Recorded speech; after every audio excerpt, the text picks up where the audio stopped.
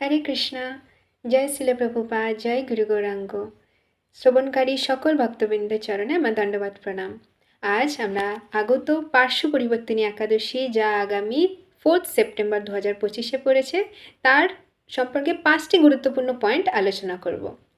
চাতুর্মাসের ভক্তদের কাছে এই চাতুর্মাস খুবই আনন্দের, একটা উৎসবের। 4টে মাস ধরে ভক্তরা শ্রবণ কীর্তন, যত ভগবতমুখী সেবা আছে তা নিয়ে ব্যস্ত থাকে, এবং সমস্ত আমাদের মাধব তিথি, বেশিরভাগ মাধব তিথি, বৈষ্ণব তিথি এই 4টি মাসের মধ্যেই কিন্তু পড়ে। এই চাতুর্মাসের শয়ন একাদশী থেকে যখন ভগবান শয়ন করেন, এবং এই পার্শ্ব পরিবর্তিনী একাদশীতে ভগবান পাশ পরিবর্তন করেন। তো এটি হলো চাতুর্মাসের মধ্যে শ্রাবণ, ভাদ্র, আশ্বিন, কার্তিক, এই ভাদ্র মাসের শুক্লপক্ষীয় একাদশী। এর এমন কেন নামকরণ? পার্শ্ব পরিবর্তন। ওই যে বললাম, ভগবান পাশ পরিবর্তন করে। যখন আমরা ঘুমাই, আমরাও কিন্তু ঘুমের মধ্যে পাশ পরিবর্তন করি, কিন্তু আমরা ঘুমাই, জেগে থাকি, পাশ পরিবর্তন করি, যাই করি না কেন, তা কিন্তু উৎসবের কারণ নয়। কিন্তু ভগবান, তিনি যখন চুরি করেন, তিনি যখন ঘুমান, তিনি যখন ঘুমের মধ্যে পাশ পরিবর্তন করে, তার সমস্ত কিছুই আমাদের জন্য এক একটি উৎসবের সমান। আমরা তা পালন করি, তা মাধব তিথি। ভগবানের প্রতিটি কার্য, প্রতিটি লীলায় কোনো না কোনো মঙ্গলে, ভক্তদের মঙ্গলের জন্যই তিনি করেন। আমাদের প্রত্যেকটি কার্য তো আমাদের সকলের মঙ্গলের জন্য করি না আমরা, তাই জন্য আমাদের যে কোনো কর্মই তুচ্ছ। কিন্তু যখন আমরা ভক্তি করছি, ভগবানের জন্য কোনো সেবা করছি, তাই একমাত্র মহান। তো ভগবান এই একাদশীতে পার্শ্ব পরিবর্তন করে, তাই এর নাম পার্শ্ব পরিবর্তিনী একাদশী। 2 নম্বর, এই পার্শ্ব পরিবর্তিনী একাদশীর অনেক কটি নাম আছে। জয়ন্তী একাদশী, বামন একাদশী, পার্শ্ব একাদশী একে বলা হয়। 3 নম্বর, আমরা এই যে বামন একাদশী বললাম, তো এই একাদশীর সাথে বামন দেবের কি সম্পর্ক? তার জন্য এটা জানতে গেলে আমাদের যেতে হবে ত্রেতা যুগে। ত্রেতা যুগে বলি মহারাজ, তিনি ছিলেন, তার দাদু ছিলেন প্রহ্লাদ মহারাজ। হিরণ্যকশিপুর পুত্র প্রহ্লাদ, প্রহ্লাদের পুত্র বিরোচন, এবং বিরোচন পুত্র আমাদের বলি মহারাজ। তিনি কিন্তু ভগবানের ভক্ত ছিলেন। ভক্ত হলেও তার মনে একটা বাসনা ছিল স্বর্গ লাভের। তিনি ইন্দ্রের সাথে যুদ্ধ করলেন এবং তিনি স্বর্গ অধিকার করলেন, স্বর্গের রাজা হলেন। ইন্দ্রের তখন কি কাজ? ইন্দ্রের ওপর যতবারই আক্রমণ হয়েছে, হিরণ্যকশিপু এসছে, বলি মহারাজ যেই আসুক, দেবতাদেরকে আক্রমণ করলে দেবতারা প্রথমেই চলে যান ভগবানের কাছে, যে ত্রাহিমাম ত্রাহিমাম। তারা সমস্ত দেবতারা তাদের গুরু বৃহস্পতি সহ ভগবানের সম্মুখে উপস্থিত হয়ে বেদস্তুতি পাঠ করছেন ভগবানকে প্রসন্ন করার জন্য। ভগবান তো তার সন্তানের দুঃখ দেখতে পারে না। তার সন্তানরা যখন চাইতে এসছেন যে আমাদের রাজ্য, আমাদের স্বর্গ ফিরিয়ে দিতে, যা দৈত্যকুল্য, যা তো বলি মহারাজ অধিকার করেছেন, ভগবান বলছেন ঠিক আছে, আমি তোমার রাজ্য তোমাকে পুনরায় ফিরিয়ে দেব। কেন পুনরায়? কারণ সেই স্বর্গ ভগবানই তো দিয়েছেন ইন্দ্রকে, তিনিই তো পরমেশ্বর ভগবান। তো ভগবান ভক্তকে কিন্তু কখনো, যেমন কংসকে, রাবণকে ভগবান হত্যা করেছেন, বলি মহারাজ তো ভগবানের ভক্ত ছিলেন, তো বলি মহারাজকে তো ভগবান তার সাথে যুদ্ধ করতে পারবে না। বরাহদেব রূপে হিরণ্যকশকে তিনি হত্যা করেছেন, কিন্তু বলি মহারাজ তো ভক্ত ছিলেন। তাই ভগবান একটি মিষ্টি লীলা করলেন। তিনি কি করলেন? তিনি বামন রূপে, কশ্যপ অদিতির পুত্র বামন রূপে তিনি আবির্ভূত হলেন। এবার বলি মহারাজ একটি আশ্রমে তার গুরু শুক্রাচার্যের উপস্থিতিতে একটি যজ্ঞ করছেন, এবং যজ্ঞের সময় আমরা জানি দান করতে হয়, তিনি সকলকে দান করছেন। সেই সময় উপস্থিত হলেন সেই বামনদেব ভগবান। তো তার যে সেই অদ্ভুত রূপ, তার সেই দিব্য রূপ দেখে সকলে অত্যন্ত প্রসন্ন হলো। বলি মহারাজও অত্যন্ত প্রসন্ন হলো। বলি মহারাজ তখন বললেন, হে ব্রাহ্মণ, তুমি কী চাও বলো। তখন ব্রাহ্মণ বলছে, আমি যা চাইবো আপনি দেবেন। তখন বলছে অবশ্যই। তখন বলছে, আমি ত্রিপাদ ভূমি চাই। তখন তো বলি মহারাজ হাসছেন, বলে, হে ক্ষুদ্র ব্রাহ্মণ, তুমি জানো না যে কার কাছে কি চাইতে হয়। তখন কিন্তু পেছন থেকে তার গুরু শুক্রাচার্য তাকে সাবধান বানিয়ে দিচ্ছেন যে তুমি এই ফাঁদে পা দিও না, এ কিন্তু স্বয়ং বিষ্ণু তোমাকে লুটতে এসেছে।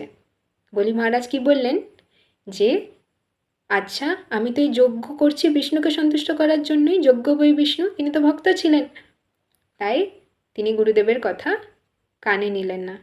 এটা থেকে কিন্তু আমরা এটাও বুঝতে পারি যে আমরা কখন গুরুদেবের কে সদ্গুরু, কে গুরু পরম্পরা ধারায় রয়েছেন, কে আমাদেরকে ভগবানের সেবায় নিযুক্ত করছেন, এই বলি মহারাজের এই সিদ্ধান্ত থেকে কিন্তু আমরা শিক্ষা নিতে পারি কার পথ আমরা অনুসরণ করব, কার পথ অনুসরণ করলে আমরা ভগবানের কাছে ফিরে যেতে পারবো। তখন বলি মহারাজ বললেন, ঠিক আছে, আমি ত্রিপাদ ভূমি দেব। তখন ভগবান সেই ছোট্ট ব্রাহ্মণ থেকে এক বিশাল প্রকাণ্ড রূপ নিলেন, যেখানে তিনি এক পা দিয়ে সমস্ত পৃথিবী আর এক পা দিয়ে ঊর্ধ্বলোকের সমস্ত লোকগুলি তিনি অধিকার করলেন।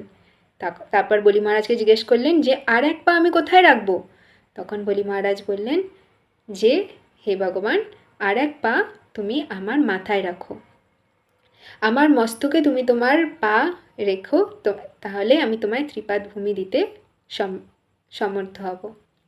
ভগবান অত্যন্ত খুশি হলেন এই বলি মহারাজের এই ব্যবহারে।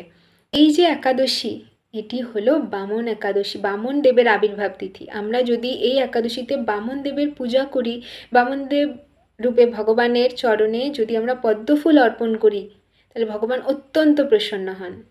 এই বামন দেবের যে গুরুত্ব, আমাদের কলিযুগে প্রত্যেকের শরীরে দৈত্য আর অসুর উভয়ই রয়েছে, তাই না?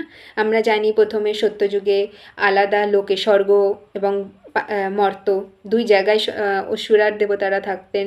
তারপরে কি হলো, পাশাপাশি রাজ্যে চলে এলো। তারপরের যুগে আমাদের দাপরে আমরা দেখলাম যে দুই পরিবারের মধ্যে, এক দৈত্য ও অসুর একই পরিবারের মধ্যে চলে এলো। কলিযুগে কিন্তু একই দেহের মধ্যে দৈত্য অসুরের বিশ্রাম।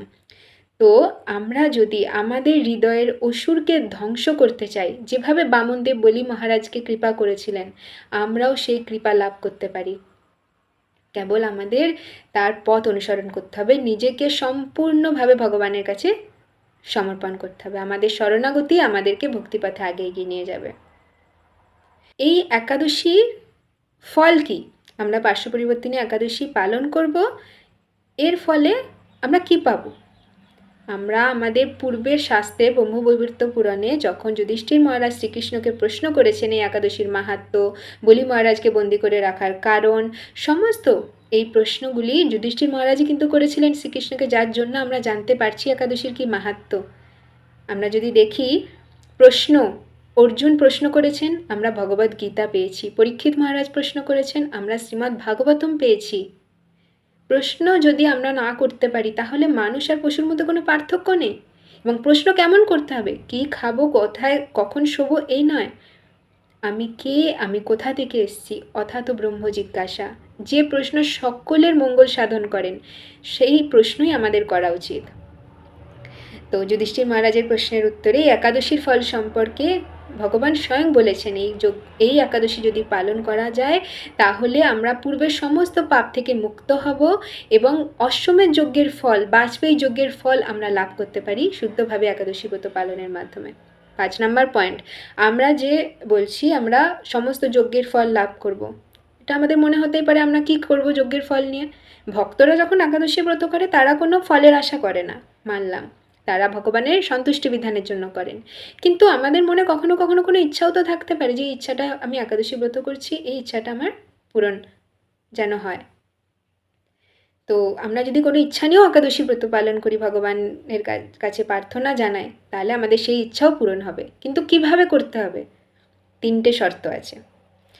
1 নম্বর শর্ত, আমরা এই দিন কোনো শস্য জাতীয় গ্রহণ করবো না। এটা তো একাদশীর নিয়মেই পড়ে।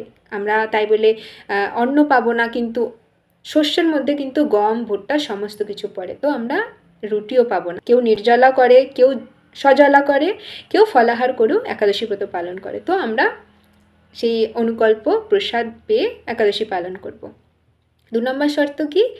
আমরা ভগবানের কথা শ্রবণ করব।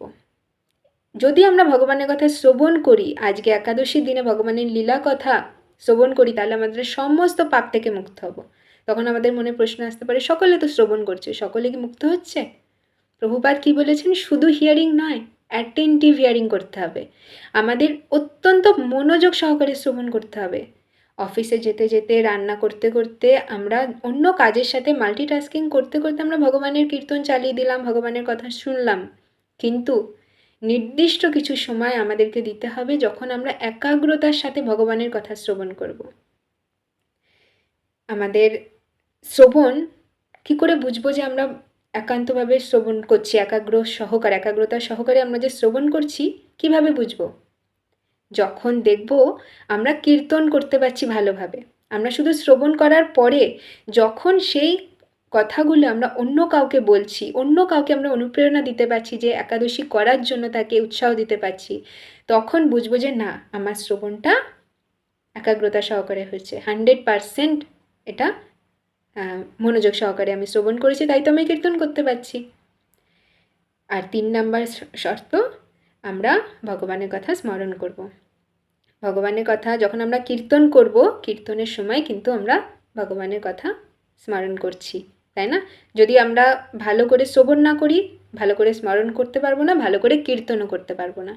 তাই আজকে একাদশীর পূর্ণ ফল যদি আপনি লাভ করতে চান, তাহলে অবশ্যই ভগবত কথা শ্রবণ করুন, ভগবানের গুণমহিমা কীর্তন করুন অপরের কাছে, ভগবানের সন্তুষ্টি বিধানের জন্য সকল ভক্তদের মধ্যে প্রসাদ বিতরণ করুন, বৈষ্ণব সেবার যেটুখানি সুযোগ, যেরকম সুযোগ নিজ গৃহে বা কোনো মন্দিরে যেরকমভাবে হয়, আপনারা অবশ্যই সেই সুযোগটি গ্রহণ করুন। কারণ একাদশী হলো মাধব তিথি, একাদশীর দেবীকে ভগবান এই দায়িত্বই দিয়েছেন, ওনার আর কোনো কাজ নেই, শুধু একটাই দায়িত্ব, যে ভালো করে একাদশী ব্রত পালন করবে তুমি তাকে ভক্তি দান করো।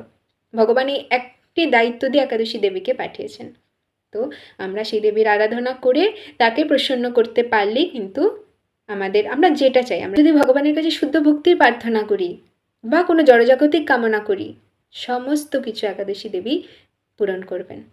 তাই সকলে খুব সুন্দরভাবে একাদশী ব্রত পালন করুন, ভগবানকে ভোগ নিবেদন করে প্রসাদ পান এবং ভগবানের চরণে পদ্মফুল নিবেদন করতে পারেন। গঙ্গা স্নান বা কোনো তীর্থে ভ্রমণ, যেমন যেটুখানি সম্ভব, কোথাও যদি আমরা তীর্থ ভ্রমণে নাও যেতে পারি, আমরা ঘরে বসে বৈষ্ণবের, এখন তো অনলাইনে এত সুবিধা, আমরা বৈষ্ণবের কাছ থেকে কথা শ্রবণ করতে পারি, তাই না?